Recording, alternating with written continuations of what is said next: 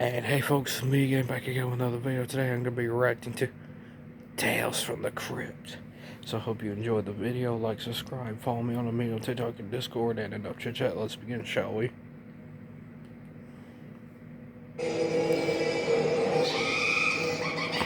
Tales from the Crypt. 13 blood-curdling Tales from the Crypt episodes that will give you nostalgic nightmares. Fans of horror have been blessed with an interminable number of scary movies and series over the years. Given the prolific nature of the genre, it often makes one wonder how Tales from the Crypt has managed to remain one of the most thriving horror anthology series to date. Based on the 1950s EC comic series of the same name, this darkly comedic anthology aired on HBO from 1989 to 1996, producing 7 seasons and 93 episodes. Oh, Contrail, my friend. I'm the one who's finding Chris. This series was indisputably famous for a lot of reasons. For starters, it pushed the margins of what mainstream television would normally allow, depicting a great deal of nudity, explicit violence, sex, and even much profanity. Another reason would be that the epic tales of the macabre were presented by the best and most memorable horror host ever, the Crypt Keeper. It is still so hard to let go of the image of that tiny, decayed man with his sarcastic sense Love of it. humor. He likes to unwind with a little red-hot poker. So, as we gear ourselves up this year to celebrate the 32nd anniversary of Tales from the Crypt, we are going to revisit 13 of the most blood-curdling episodes. 32 years? Wow, that's went by that quick. Very nostalgic nightmares. Are you ready, boils and ghouls? Before we get into the explanation, we have a very small request. If you like our content, please support us by subscribing to our channel. This is a small click from you, but means a lot to us. Thank you. Let's begin. My dear, I'm gonna fix the camera. Potatoes is filed under T for television. Or should that be terror? Television terror. If you are ever given a chance to watch just a handful of Crypt episodes, do make sure that you pick this one. Directed by Charlie I'll just Berserner, title this with a video screenplay Scary by Tales Randall from the Johnson Crypt. and G.J. Prime. Reaction. Television Terror is the 16th episode of the 2nd season.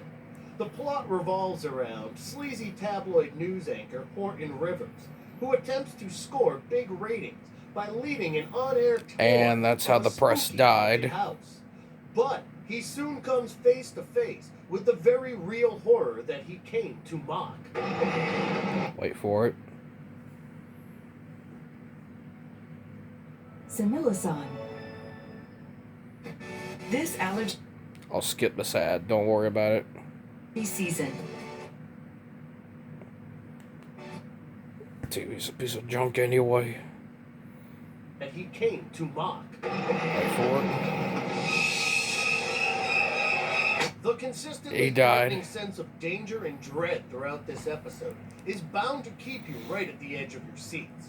While Horton investigates the house, there is a parallel flashback of the gruesome murder that had occurred there, a structure that is bound to be a delightful treat for all those horror hounds.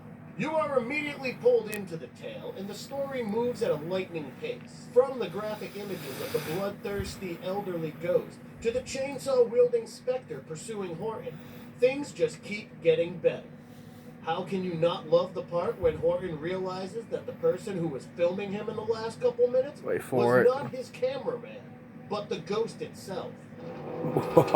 The climax is undeniably explicit and brutal, featuring gruesome body horror details. And that's how the press over-the-top died. slaughter.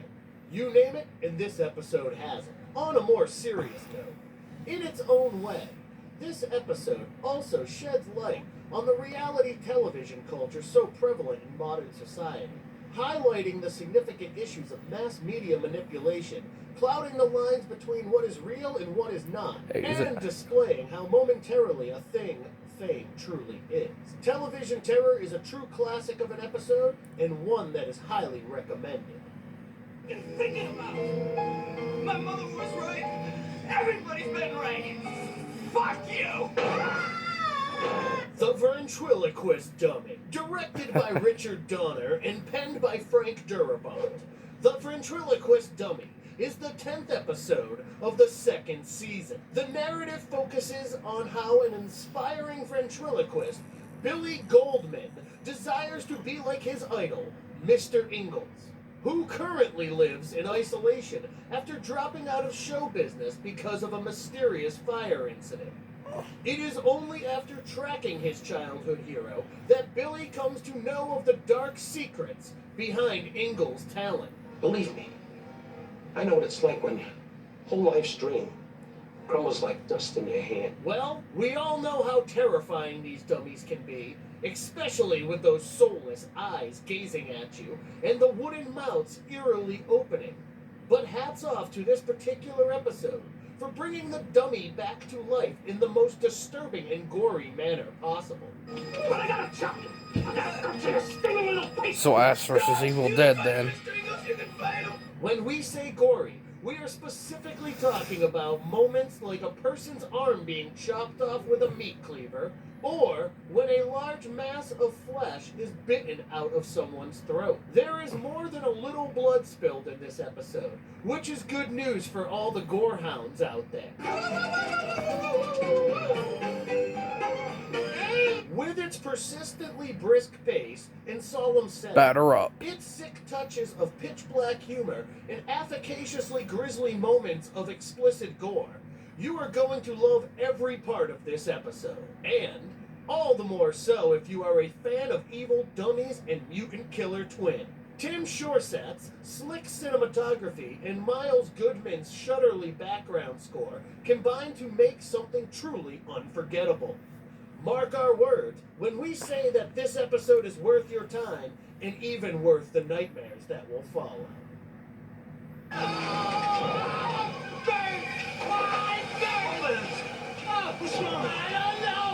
Forever Ambergris. Well, if there is one episode of Tales from the Crypt that tops the terms of gross and gore, it may well be Forever Ambergris, the third episode of the 5th season, which was directed by Gary Fledler and written by Scott Rosenberg. Roger Daltrey plays the role Hey, of a Steve shady, Buscemi. burnout war photographer Dalton Scott, who is losing his touch and would do literally anything to get it back. Which The is literally in narrative revolves everything. around how Dalton not only wishes to regain his former glory, but also that he hankers after his protege's lover. You little fuck. What? You What? playing all shucks, baby, just like a fucking pro. Rick Bota's cinematography deserves a special mention, giving this episode an incredibly polished look. Fans of the Tales from the Crypt series will love how the compelling story moves at a steady pace, keeping the grim and gritty environment in check, and crisply exploring themes like jealousy, commitment, treachery, and revenge. Jay Ferguson's rousing musical score hits all the right chords, leaving you wanting more.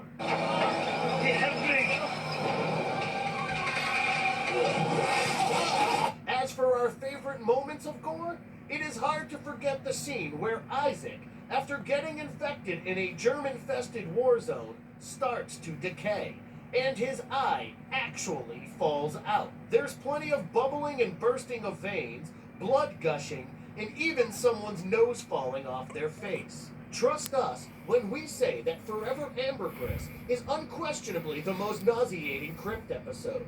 One that is filled with spectacularly insane visuals, black humor, and a great deal of nastiness.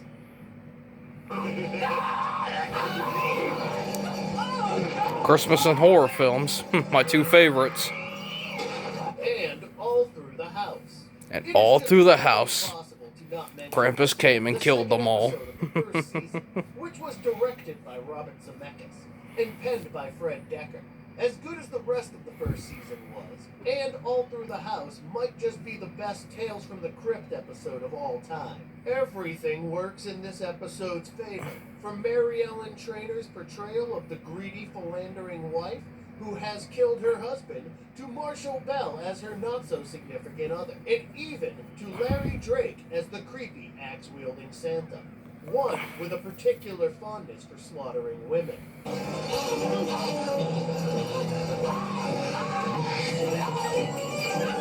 A huge plus in this episode is that it wastes no time. A few seconds into the episode, the first brutal death takes place. The eerie stalking sequences are bound to make you look behind your sofa. And if that's not enough, Wait for it. intensifying She's gonna do it. She's gonna do it. definitely will. Oh, he dead. The episode captures the quintessential essence of classic Christmas cheer through beautiful, picturesque shots drenched in festive spirit. Highly decorated trees, roaring fires, and the holy music playing in the background. Everything gives a sense of warm security. But alas, the ideal picture does not really last long. Dean Cundy's cinematography combined with Alan Silvestri's unnerving, rousing score to further uplift the ghoulish tale. Watch this entry for its ending, one that is without a doubt exceedingly satisfying. And then cue the ads. Your life. Wait Your for it. hopes, your I'll skip it. passion. Don't worry. Don't worry, people. These I got you things. covered. Got you covered.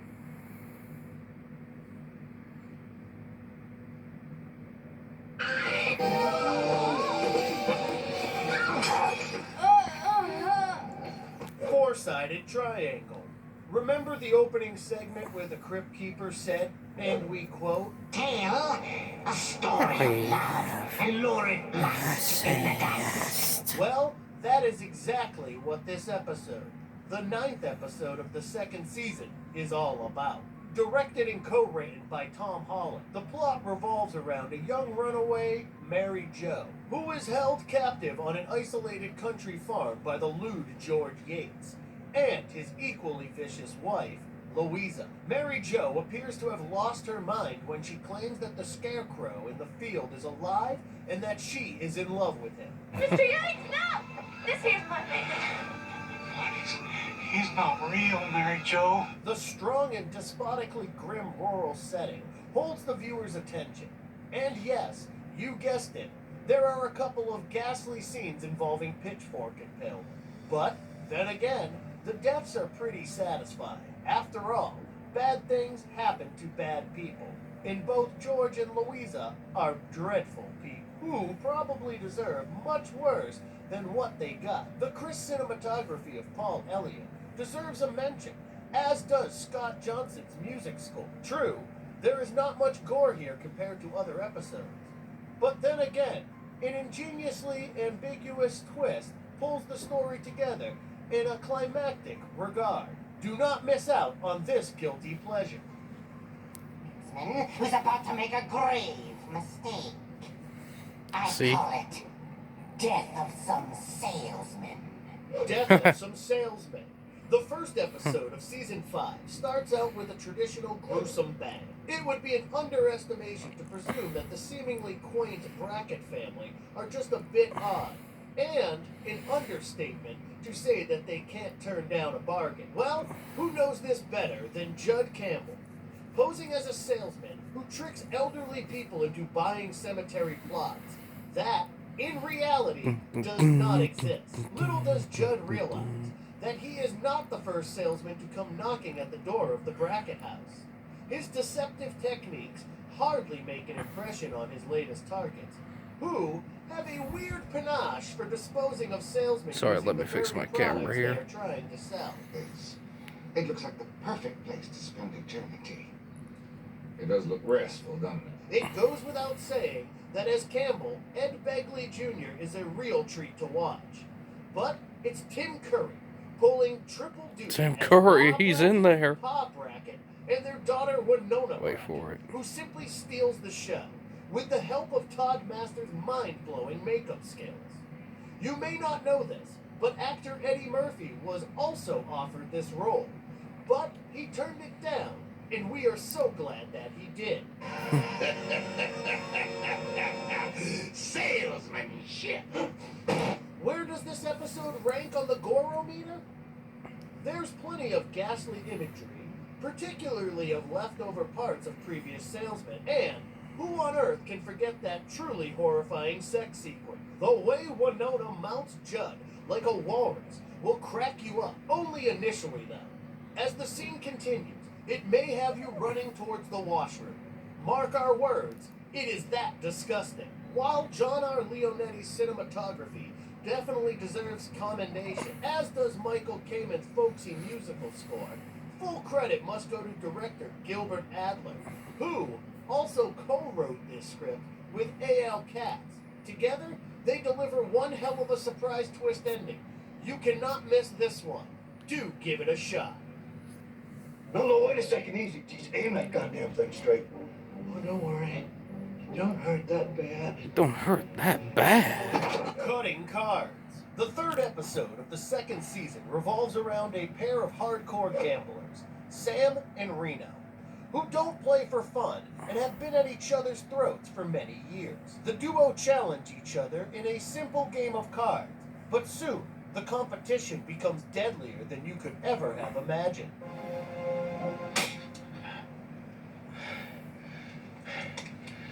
Your turn. Directed and co-written by Walter Hill, Cutting Cards moves along at a slick pace with commendable performances by Kevin Tighe and Lance Hendrickson. The events of this episode are beyond insane. You want hardcore? Well, this is exactly what you get here. 3 ladies, I feel great. Sorry it took so long answering. A cleaver. Fingers are severed and So cooked. it's And a even salt after cleaver. that, these guys just won't stop. You really won't believe what you are seeing here. Do believe us when we say that this episode will keep you glued to your seats. All it takes is just 20 minutes from your busy schedule to enjoy this dark comic piece. A twisted Fix it little again, classic. sorry. You fat son of a bitch! You can't do that to me! What's cooking? The 6th episode of the 4th season has just the right amount of gore for us, with some morbid black humor thrown in for good measure, and some familiar faces playing unusual roles. Directed and co-written by Gilbert Adler, What's Cooking features the late Christopher Reeves as an unsuccessful restaurant owner with a huge debt to pay off and almost no customers wanting to purchase his squid-based dishes. However, things change after a drifter and part-time busboy walks in with his own steak recipe. I can't believe you. I do you a favor and you call me a liar. For those who haven't guessed where these lip-smacking steaks come from, we might advise steering clear of this episode. A deliciously gruesome tale of cannibalistic urges, the episode moves along at a perfect pace, adding a hint of dark humor and a generous amount of gore. Remember the landlord's utterly mutated body in the freezer on display? Or that scene where someone hacks a huge chunk of flesh using a meat cleaver? When it comes to gore, What's Cooking has it all. One other tiny little thing. Oh, he's still You around. won. Lousy. I think that actor. It was an absolute treat to watch Reeves share the screen with rock and roll star Meatloaf and 80s icon. Oh yeah, Meatloaf. Yeah, yeah. He's still around. For making perfect use of the wit of each of the leads and for giving the episode such a satisfying ending.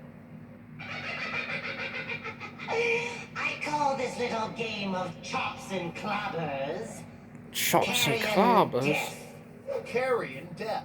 The second episode of the 3rd season is a typical tale of terror written and directed by Stephen E. D'Souza. The narrative revolves around mass murderer Diggs, who is on the run, attempting to flee across the Arizona desert towards the Mexican border. He is persistently pursued by a motorcycle cop until both of their vehicles are wrecked in a car crash. That does not stop the officer from continuing the chase on foot.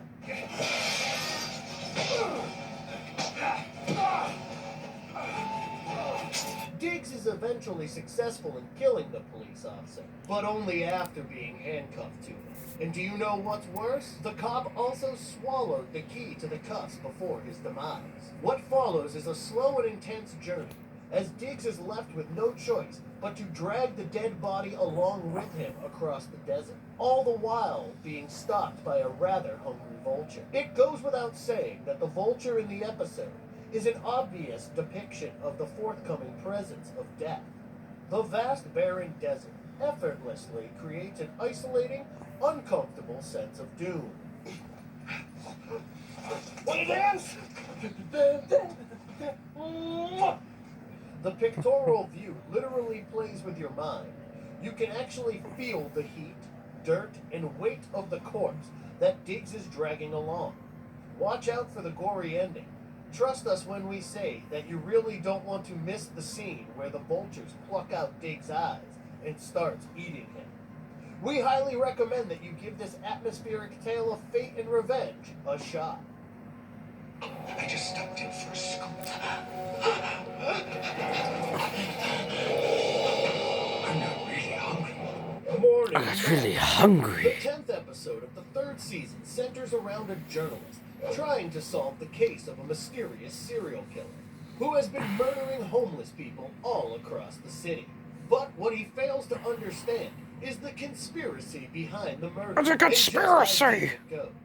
Penned and directed by Manny Coto, Morning Mess boasts a couple of macabre killings, a dark sense of humor, and a delightfully satisfying twist in the final act. One that is bound to keep your eyes glued to the screen. If you're hoping for gore, there's a lot on display here, including severed limbs, mutilated corpses, ripped off ears, and a hell of a lot of blood splat.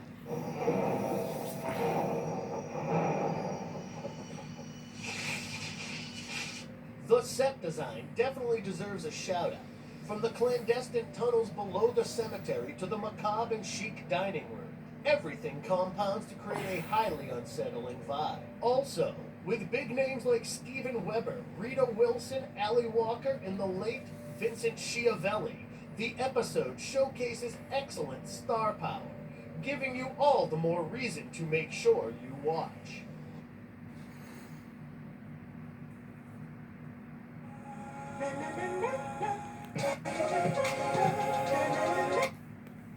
I'll just skip the sad. Never.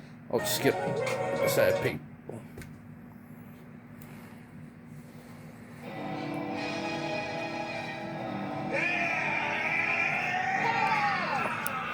Split Second, directed by Russell Mulcahy and written by Richard Christian Matheson, the 11th episode of the 3rd season centers around a beautiful waitress who ties the knot with the owner of a lumberjack company, but soon comes to the realization that he is not what she really wants. Things begin to turn bitter, especially in the bedroom, and eventually the wife becomes extremely bored, favoring promiscuity. She decides to seek excitement by seducing a new, handsome, young lumberjack. The insanely jealous husband, in a fit of rage, blinds the men, though they soon realize that what goes around definitely comes around. Couple together the bang of pitch-black humor with Brian May's shivering score and Rick Bota's cinematography, and this episode works wonders. Let him go, he was just kidding. Nobody kids about my wife. One of the best things about this tale is the late Byron James as the psychotically jealous lumberjack husband, simply stealing the show with his raged-up role. The engrossing episode not only maintains a consistently brisk pace, but also provides some exotic visuals of the country backdrop. Split Second might not exhibit a lot of gore compared to other episodes of Tales from the Crypt, but there is an abundance of swearing, an appetizing topless scene, and of course, some blood splatter caused by a chainsaw. We will leave the rest to your imagination, but we sincerely request you do not miss out on this over-the-top gross ending. Mark our words, it is notably satisfying. And this is the last one. I'm tired of the games. I want the tapes, and I Want the tapes, and I want them now. Parlor. A group of 4 adventurous teenage boys break into a local morgue as part of a prank, but stumble upon a devilish conspiracy of murder and greed. Apparently, the town's local mortician and the pharmacist have joined forces to increase the weekly number of funerals and split the profits. My dad died last night. However, When one of the boy's fathers dies from poisoned asthma medicine, the courageous teen squad decides to take the law into their own hands and expose the dastardly duo for their fiendish crimes. The 9th episode of the 3rd season boasts an ingenious premise and overloads on macabre fun.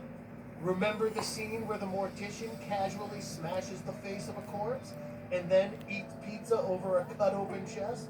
If that's not enough, how about when the same guy listens to opera music and continues his gory job?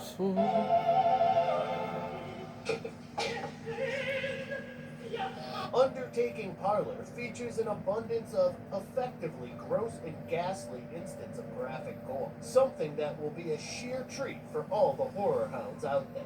Prevailing sense of dread inevitably makes the episode a winner. Director Michael Tao and writer Ron Finley should be congratulated on crafting something so brilliant. Also, thanks to Nicholas Pike for the shuddery background score. Watch it to experience it yourself.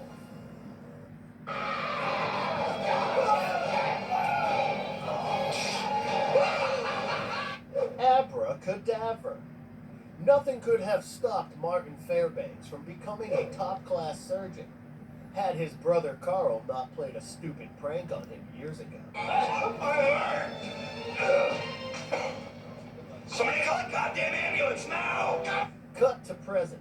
Martin is just a research assistant and detests his brother, who turned out to be a successful surgeon.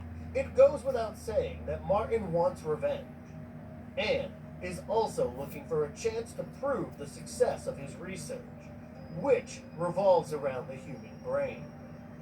It's too late for Carl to do anything about it, as his brother mixes his personal and professional goals.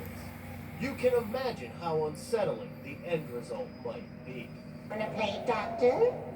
Then open wide and say, Directed by Stephen Hopkins and written by Jim Burge, the 4th episode of the 3rd season effortlessly pulls off a brilliant, appropriate crypt ending.